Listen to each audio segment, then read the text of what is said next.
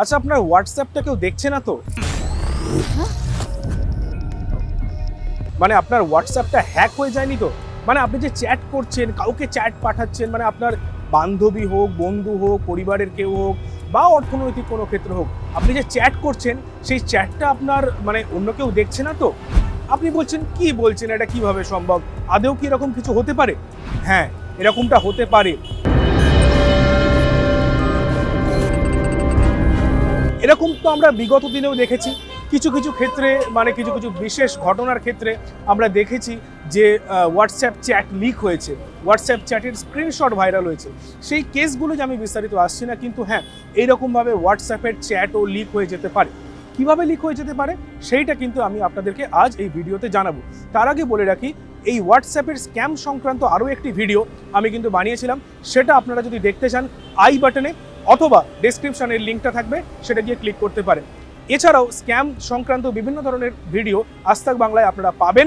সেই ভিডিওগুলো দেখতে গেলে অবশ্যই আজ তাক বাংলায় চোখ রাখবেন এবং এই ধরনের ইনফরমেশনের জন্য আজ তাক বাংলাকে সাবস্ক্রাইব করবেন, কমেন্ট করবেন, লাইক করবেন, ভিডিওটি ভালো লাগলে অবশ্যই শেয়ার করবেন। আসছে ভিডিওটা। প্রশ্নটা ছিল, হোয়াটসঅ্যাপ কি হ্যাক করা সম্ভব বা হোয়াটসঅ্যাপের চ্যাট কি কোনোভাবে বেরোনো সম্ভব? কেন বলছি কথা?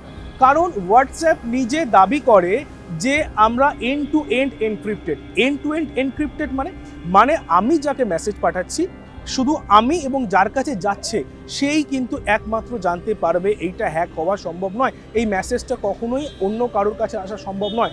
কিন্তু তা সত্ত্বেও এই মেসেজটি যাচ্ছে বাইরে। কি করে যাচ্ছে? বিভিন্ন পদ্ধতিতে যেতে পারে। সবার আগে বলি, এন্ড টু এন্ড এনক্রিপশনটা কি। এন্ড টু এন্ড এনক্রিপশন হলো একটা পদ্ধতি যেটা হোয়াটসঅ্যাপ দাবি করে আমরা একটা লক সিকিউর মেসেজ সিস্টেম তৈরি করেছি, যার ফলে কি হয় না, আমরা যে সেন্ডার আর যে রিসিপিয়েন্ট এই দুজনের মধ্যেই শুধু মেসেজটা থাকে, আর তার মাঝখানে হোয়াটসঅ্যাপ নিজে পর্যন্ত এই ধরনের কোনো মেসেজ কিন্তু দেখতে পারে না। তাদের পক্ষে দেখা সম্ভব নয়। হোয়াটসঅ্যাপ কেন, অন্য কেউ দেখা সম্ভব নয়, কিন্তু তা সত্ত্বেও জিনিসটা হ্যাক হচ্ছে। শুধু তাই নয়, বিভিন্ন রকমভাবে স্ক্যাম হচ্ছে।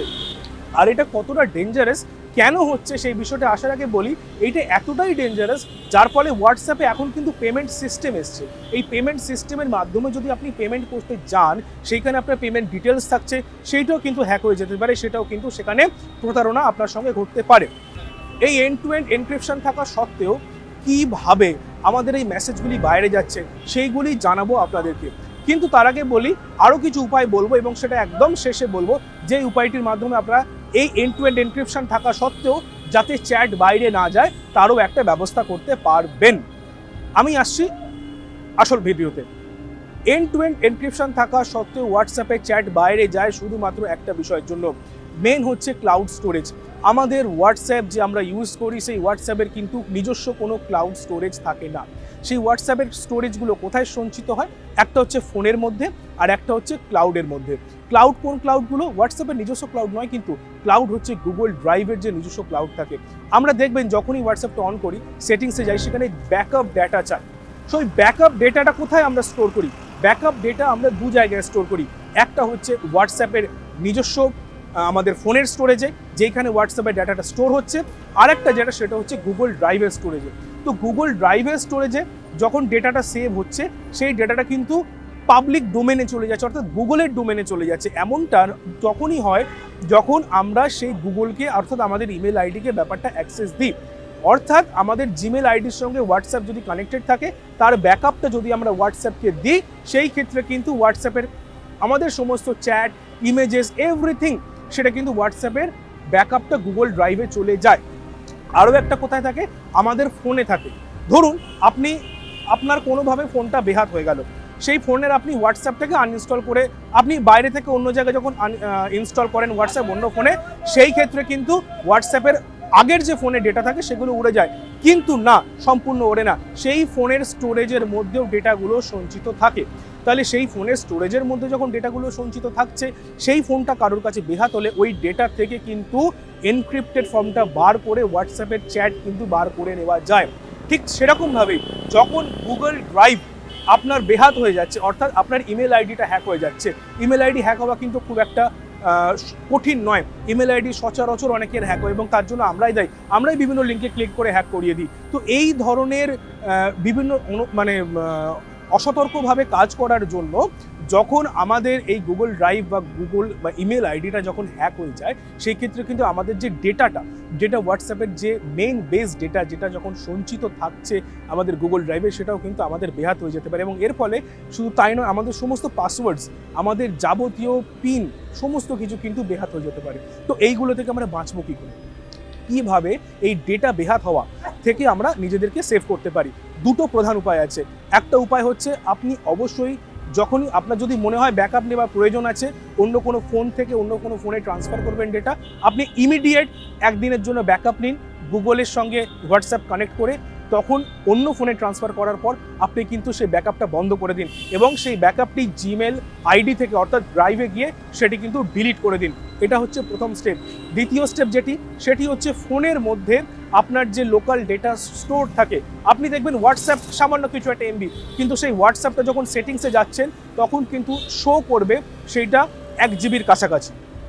অর্থাৎ আপনার মেমোরি, অ্যাপের মেমোরি কম, কিন্তু যখন আপনি সেটিংসে যাচ্ছেন তার মেমোরিটা অনেকটা বেশি দেখাচ্ছে। কেন দেখাচ্ছে? তার কারণ হচ্ছে হোয়াটসঅ্যাপ আপনার চ্যাটের সমস্ত ডেটা নিজের লোকাল স্টোরেজ অর্থাৎ ফোনের স্টোরেজে সেভ করছে। ফলে ফোনের স্টোরেজ থেকেও কিন্তু সেগুলো ক্লিয়ার করা যায়। কিভাবে ক্লিয়ার করবেন? সেটিংসে গিয়ে ক্লিয়ার ক্যাশে ডেটা করতে পারেন এবং হোয়াটসঅ্যাপের ডেটা যেখানে থাকে সেইখানে গিয়ে আপনি ব্যাকআপ ডেটা বলে একটি অপশান থাকে, সেটা কিন্তু নিজস্ব ফাইলস অর্থাৎ মাই ফাইলসে গিয়ে ডিলিট করতে পারেন। আর এইটা থেকে বাঁচার আরও একটা সহজ উপায় আছে, যেটা হোয়াটসঅ্যাপ অ্যাড করেছে বর্তমানে, ডিসঅ্যাপিয়ারিং মেসেজেস। এটা আপনাদের জন্য বোনাস ছিল। এটা জানার জন্য ভিডিওটি তো পুরোটাই দেখতে হতো আপনাদেরকে। যাই হোক, ডিসঅ্যাপিয়ারিং মেসেজ সংক্রান্ত আরও একটি ভিডিও এবং হোয়াটসঅ্যাপের ফিচার সম্পর্কে আরও একটি ভিডিও আমরা আনবো। সেই ভিডিওগুলোর মধ্যে আমি বিস্তারিত বলবো। তবে একটা কথা বলে রাখি, হোয়াটসঅ্যাপ ডিসঅ্যাপিয়ারিং মেসেজ পদ্ধতিতে কি, এইটা যদি আপনি অন করেন তাহলে কিন্তু আপনার চ্যাট 24 আওয়ার্সই শুধুমাত্র আপনার ওই হোয়াটসঅ্যাপ চ্যাটের মধ্যে থাকবে। তারপর কিন্তু অটোমেটিক চ্যাটটা ডিলিট হয়ে যাবে। আপনার ফোন থেকেও ডিলিট হবে, আপনি যাকে পাঠাচ্ছেন তার ফোন থেকেও ডিলিট হবে। সুতরাং এমন কোনো একটা বাধ্যবাধকতা থাকবে না যে আপনাকে রোজ চ্যাট ক্লিয়ার করতে হবে। আপনাকে চ্যাট ক্লিয়ার করার কোনো প্রয়োজন নেই। আপনি ডিসঅ্যাপিয়ারিং মেসেজটা যদি অন করতে থাকেন তাহলে কিন্তু 24 ঘন্টার যদি সেটিংসটা করে রাখেন তাহলে কিন্তু একটা নির্দিষ্ট সময় পর সেই চ্যাটটা আপনার ফোন থেকে ডিলিট হয়ে যেতে থাকবে। তাহলেও কিন্তু ডেটা বেহাত হওয়ার সম্ভাবনা থাকে না। বিভিন্ন রকম এরকম ইনফরমেশন আমরা আপনাদের দিতে থাকবো, কিন্তু তবু বারবার বলি, যতই আমরা সতর্ক হই না কেন, প্রতারকরা নতুন নতুন ফাঁদ পাতে, নতুন নতুন পদ্ধতি নিয়ে আসে। তাদের হাত থেকে বাঁচাবার জন্য আজ তাক বাংলা আছে। আজ তাক বাংলার টিম আপনাদের কাছে অবশ্যই সেই তথ্যগুলো নিয়ে আসবে। তার জন্য আজ তাক বাংলাকে সাবস্ক্রাইব করতে হবে। ভিডিওটি ভালো লাগলে অবশ্যই লাইক করবেন, কমেন্ট করবেন এবং হোয়াটসঅ্যাপের ডেটা বেহাত হওয়ার হাত থেকে বাঁচানোর জন্য, নিজের ডেটা এবং আপনার পরিবারের সমস্ত মানুষের ডেটা, আপনার আত্মীয় স্বজনদের ডেটা বাঁচানোর জন্য অবশ্যই ভিডিওটি শেয়ার করবেন, সাবস্ক্রাইব করবেন। এবং আরও একটা কথা বলে রাখি, এই ভিডিওর শেষে আমরা ডেসক্রিপশানে বিভিন্ন লিঙ্ক দিয়ে রাখবো স্ক্যাম থেকে বাঁচার জন্য, এবং আই বাটনে অবশ্যই হোয়াটসঅ্যাপ স্ক্যাম সংক্রান্ত লিঙ্কটি থাকবে। ভালো থাকবেন, দেখতে থাকবেন আজ তাক বাংলা।